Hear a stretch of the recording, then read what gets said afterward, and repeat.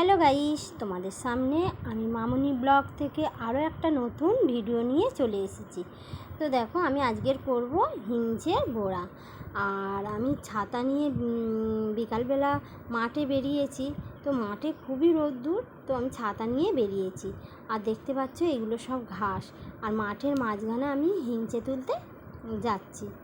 তো দেখো, আমি হিঞ্চে যেখানে তুলবো সেখানে চলে এসেছি। তো বন্ধুরা দেখো, কত সুন্দর হিঞ্চেগুলো হয়েছে।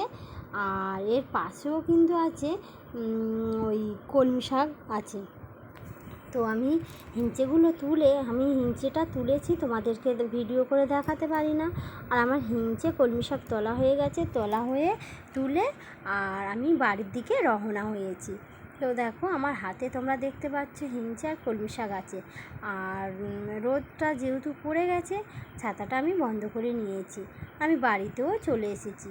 আর বাড়িতে চলে এসে আমি হিঞ্চে কটা চুবড়িতে নিয়েছি। আর এক ধারে হিঞ্চে আছে আর এক ধারে কলমি শাক আছে।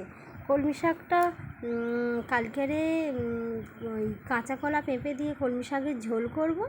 আর আজকের হিঞ্চের বড়া করব। তো হিঞ্চের বড়ার জন্য আমি তেল নিয়ে নিয়েছি, বেসন নিয়ে নিয়েছি, বেসনের সঙ্গে লবণ আর ওই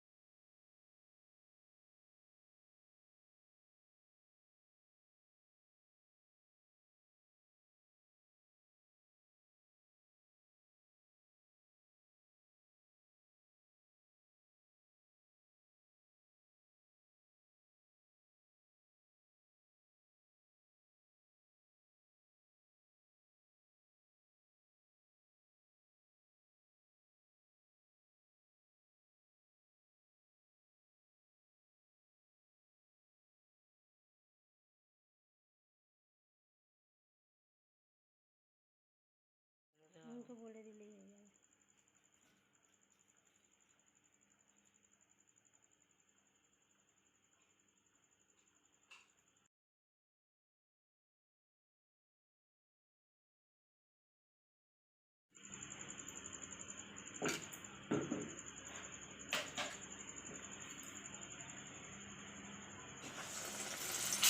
গ্যাসটা ভালো আছে,